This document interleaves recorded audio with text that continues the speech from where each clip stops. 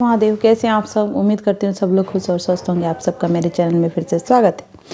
मैंने हमेशा से बोला है मैं किसी पार्टी को सपोर्ट करती हूँ, किसी के पार्टी के आइडियोलॉजी को सपोर्ट करती हूँ, लेकिन मैं उस शख्स को सपोर्ट नहीं करती जो किसी महिला के खिलाफ कुछ अभद्र टिप्पणी करे, उस पर कमेंट करे, घिनौनी कमेंट करे। महिलाओं के खिलाफ अगर कोई बोले, वो कोई भी पार्टी का हो, मैं उसको सपोर्ट नहीं करती हूँ। और इसी में है रमेश बिधूड़ी, जो बीजेपी से आते हैं। आजकल दिल्ली चुनाव जोरों शोरों पे हैं और ये बात सही है कि एक पार्टी दूसरी पार्टी एक दूसरे के अगेंस्ट में बोल रही है और बोलना भी चाहिए। हर संभव सारी पार्टियां चाहती हैं कि हम एक दूसरे के अगेंस्ट जितना हो सके, हम जितना इशू लाए वो खड़ा करें और जनता के बीच में ले जाएं, और वो सही भी है। लेकिन एक चीज़ मैं बोलना चाहूँगी, मैं वो वैसे लोग रमेश बिधूड़ी जैसे, आप उस कमेंट को पहले सुनिए। अरे ये मार्लिना, ये तो सिंह बन गई भैया, चेहरा ही नाम बदल दिया। केजरीवाल ने बच्चों की कसम खाई थी, भ्रष्टाचारी कांग्रेस के साथ नहीं जाऊंगा। मार्लिना ने बाप बदल दिया, पहले मार्लिना थी अब सिंह हो गई। ये इनका चरित्र है। अरे ये मार्लिना, ये तो सिंह बन गई भैया, चेहरा ही नाम बदल दिया। केजरीवाल ने बच्चों की कसम खाई थी, भ्रष्टाचारी कांग्रेस के साथ नहीं जाऊंगा। मार्लिना ने बाप बदल दिया, पहले मार्लिना थी अब सिंह हो गई।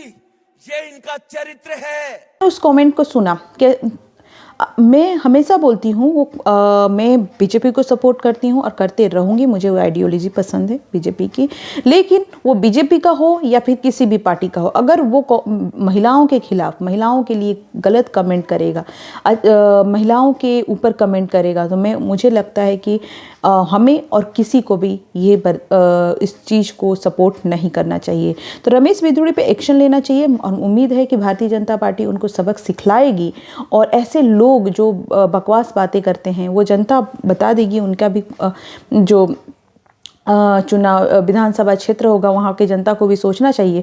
तो रमेश बिधूड़ी जो बहुत ही शर्मनाक और घिनौनी हरकत उन्होंने किया है। आतिशी जो सीएम है एक महिला है, और बिल्कुल मैं आम आदमी पार्टी को सपोर्ट नहीं करती हूँ, लेकिन वो एक महिला है और आप उनके काम को खिलाफ जाइए। उन्होंने जो काम किया है उसके अगेंस्ट बोलिए, आप किसी के पर्सनल मत बोलिए।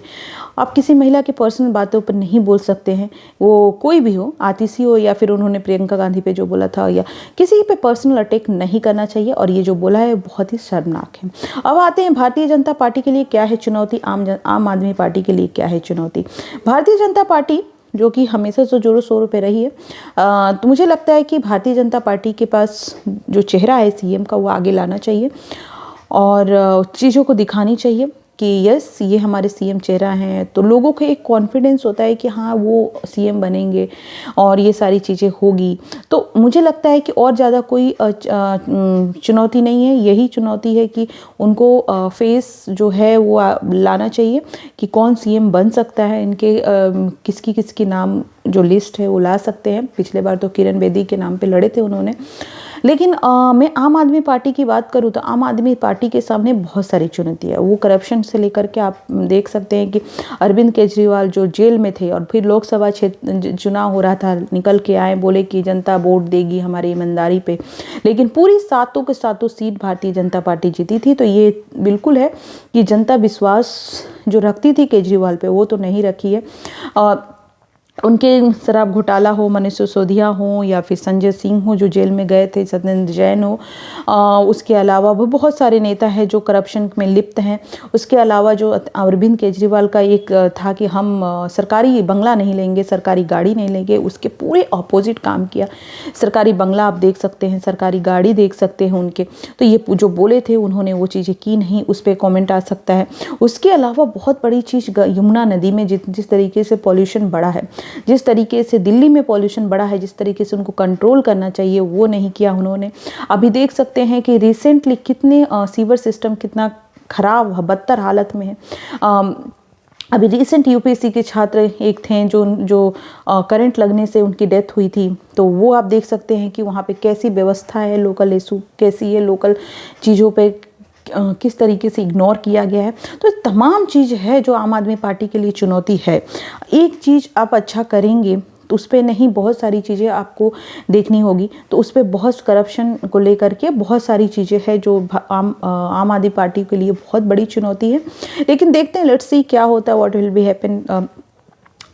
लेकिन फिर भी मैं बोलना चाहूँगी कि कोई भी पार्टी हो, एक दूसरे के अगेंस्ट आना चाहिए, क्योंकि ये लोकतांत्रिक देश है, डेमोक्रेटिक कंट्री में हम सब एक दूसरे के काम को आलोचना करते हैं और करना भी चाहिए। जितना हो सके हम चाहते हैं कि हम आए और चीज़ों को बढ़ा, लेकिन पर्सनल अटैक नहीं करना चाहिए। तो मैं बिल्कुल रमेश बिधूड़ी पे एक्शन लेना चाहिए। और जिस तरीके से उनकी हरकत है, पहले प्रियंका गांधी पे, अब आतिशी पे, मुझे लगता है कि उनको ये सोच समझ के बोलना चाहिए। और बिल्कुल उन पे मुझे लगता है कि इलेक्शन कमीशन ऑफ इंडिया हो या फिर पार्टी हो बीजेपी, उस पर एक्शन उन पे लेना चाहिए, ताकि ये दोबारा ऐसी हरकतें ना कर पाएँ।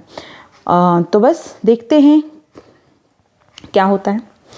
बस देखते हैं कि 2025 का चुनाव दिल्ली में किसकी जीत किसकी हार होती है, तो देखने को पता चलेगा। और वैसे भी सारी चीज़ें, कितने उम्मीदवार है, इलेक्शन कमीशन ऑफ इंडिया ने रिलीज़ कर दिया है, आप देख सकते हैं साइट पे जा कर के। तो बस अपना ध्यान रखें, खुश रहें और स्वस्थ रहें। और दिल्ली की जनता को एक चीज़ मैं बोलूँगी कि वहाँ पे जो पॉल्यूशन लेवल है, उस चीज़ को इशू उठाएं कि कैसे कंट्रोल किया जाए। जिस तरीके से पॉल्यूशन या रिवर में हो या फिर एयर क्वालिटी में हो, वो बहुत बड़ा इशू है। तो उसको भी ध्यान में रखें कि कौन सी सरकार ने काम किया है, कौन कर सकती है। थैंक यू सो मच, मिलते हैं नेक्स्ट वीडियो में। अपना बहुत बहुत ध्यान रखें।